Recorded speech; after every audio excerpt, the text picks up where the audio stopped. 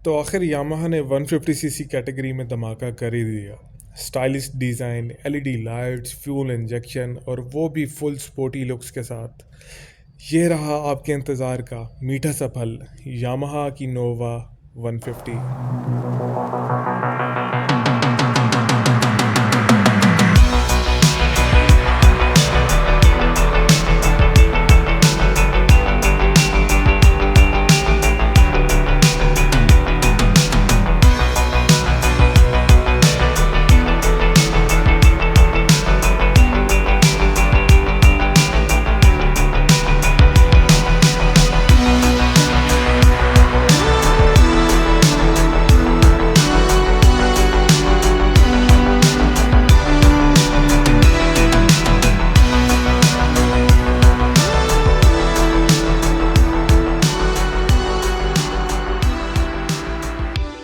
मगर पाकिस्तान वालों, ज़रा रुक जाओ, क्योंकि ये बाइक आपके नसीब में नहीं है।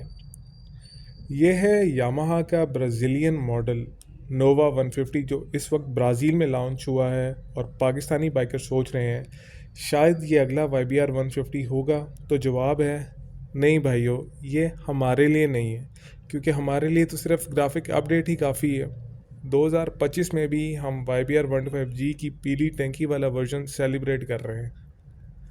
यामाहा पाकिस्तान वो ब्रांड है जो 2015 में आया था, तो एक दफ़ा इन्होंने सुजुकी और होंडा को वक्ते में डाल दिया था। सारे यंगस्टर्स डाई हार्ड फ़ैन हो गए थे यामाहा YBR के, और उस वक्त से एक्सपेक्टेशन है कि 150 आएगी, फिर 250 आएगी, फिर 400 आएगी, फिर 600 आएगी। बट भाई इधर तो 125 सीसी में ही 4 उन्होंने बाइक्स हमें दे दी हैं और कहा इसके अंदर ही गुजारा करो। पिछले काफ़ी दिनों से रूमर्स फैले हुए हैं कि यामाहा की 150 आ रही है, आ रही है, आ रही है।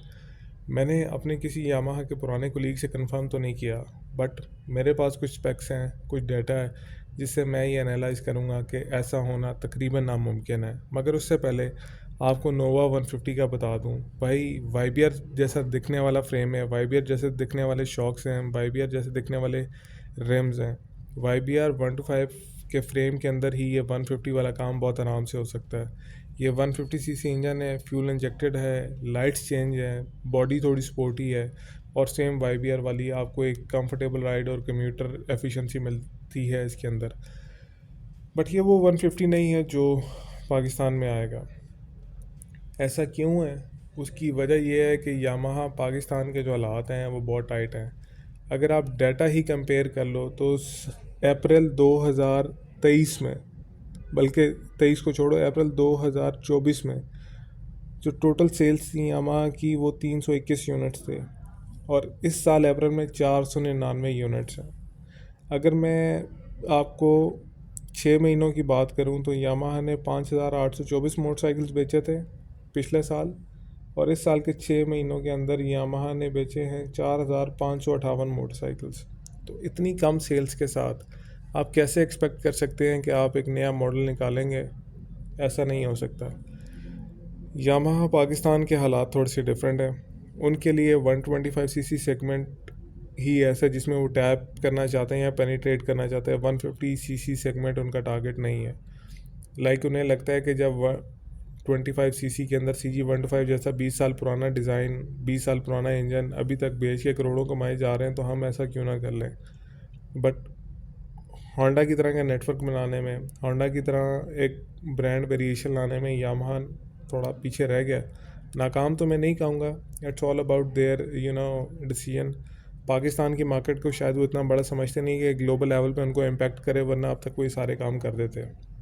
खैर, एनी ऑफ विच वेज, 2015 से जो हमें उम्मीदें थी ना यामाहा के साथ, आज वो उम्मीदें कलर और ग्राफिक ऑप्शन तक लिमिटेड रह गई हैं भाई। ठीक है, यामाहा लवर्स बेचारे हर साल वेट करते हैं कि जनाब अब आया 150, अब आया MT 150, अब आया फेज़र GT। बट भाई रियलिटी चेक ये है कि आपके पास सिर्फ और सिर्फ 2025 मॉडल, 2026 मॉडल, नया स्टिकर, बल्कि नए स्टिकर के साथ यार अब तो टंकियों के कलर भी चेंज हो रहे हैं। ठीक है, तो यामाहा को यहाँ पे क्रेडिट जाता है, बट इसका मतलब ये नहीं है कि आपके जो यंगस्टर, जो आपका फ्यूचर का कस्टमर है, उसको आप भूल जाओ। आप सोचें नोवा 150 पाकिस्तान में हो, fuel injection, stylish look, comfortable commuter ride, तो क्यों नहीं चलेगा। YBR 125 का चलना भी एक मिरेकल से कम नहीं है पाकिस्तान के अंदर। रिटर्न शिफ्ट वाला बाइक गूंगा बाइक था जिस टाइम पे वो लॉन्च हुआ था पाकिस्तान के अंदर, उसकी आवाज़ ही नहीं थी, बट स्टिल लोगों ने लिया। तो I think Yamaha Pakistan should give this 150 a try. I really hope कि ये पाकिस्तान में चले। उसकी रीज़न ये है कि ब्राज़ील में चल रहा है तो उनकी भी हरकतें हैं, उनकी भी मार्केट कुछ हमारे जैसी हैं ब्राज़ीलियंस की।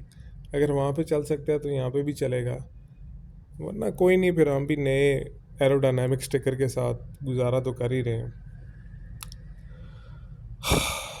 दुख होता है being a die hard Yamaha fan. और बस क्या कहें। वीडियो पसंद आई तो लाइक कीजिएगा, अपना ख्याल रखिएगा। अल्लाह हाफ़िज़, अस्सलाम वालेकुम, फ़ी अमानिल्लाह, बाय।